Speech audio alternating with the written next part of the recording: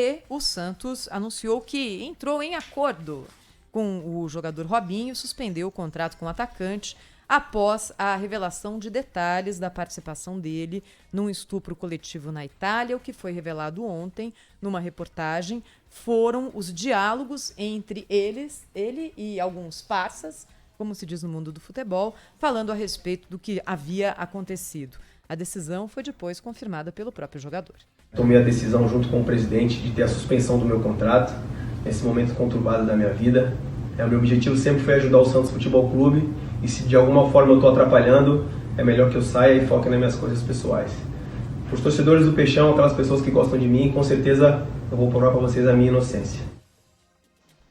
É isso. Não sei se dá para chamar que o bom senso prevaleceu.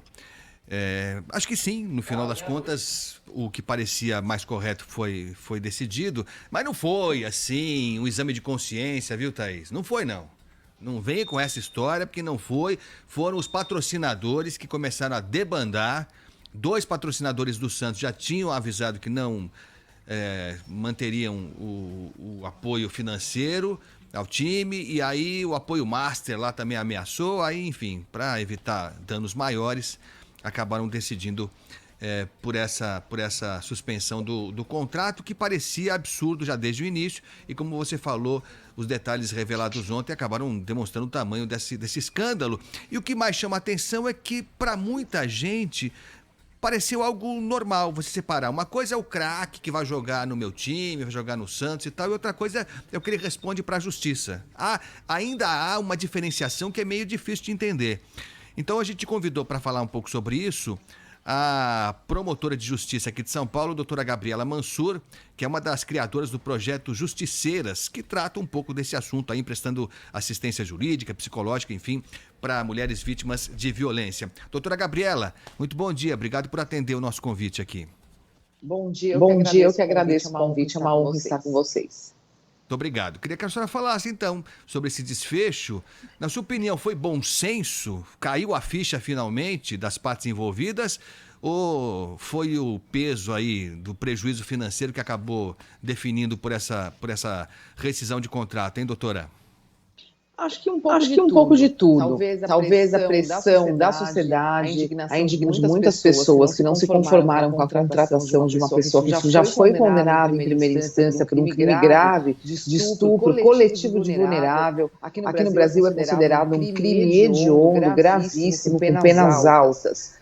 Depois nós temos aí a questão da pressão econômica. Eu acredito que o Santos, ao contratar, subestimou a questão da violência contra a mulher, entendendo que as empresas não estão engajadas, as empresas não estão preocupadas, o que é um erro, porque nós temos acompanhado um grande engajamento da sociedade civil, das empresas privadas, que têm um comprometimento, um compromisso social no combate a toda forma de violência contra a mulher. Nós temos feito várias aproximações com empresas que oferecem, inclusive, empregos para as mulheres em situação de violência, tem canais de denúncia interno contra o assédio sexual, representam tudo isso na sociedade brasileira, fazem parcerias com as ONGs, com outras empresas, no combate à violência contra a mulher. Então, seria um contrassenso das empresas falar que apoia a violência contra a mulher e patrocinar um time que contratou um jogador que foi condenado em primeira instância por estupro, fora do Brasil, inclusive, o que aumenta a gravidade.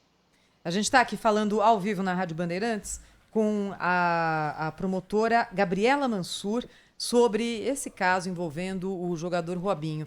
E nessas conversas entre ele e alguns colegas que foram transcritas aqui, foram grampos feitos pela polícia italiana, não é, promotora? Tem uma que me chama muito a atenção, que é a que ele está conversando com o músico, o Jairo, que tocou naquela noite, na festa, e falou o seguinte: estou rindo porque não estou nem aí. A mulher estava completamente bêbada, não sabe nem o que aconteceu.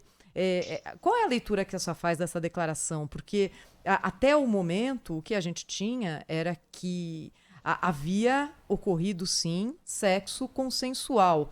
Há uma contradição nesse caso aqui, promotora?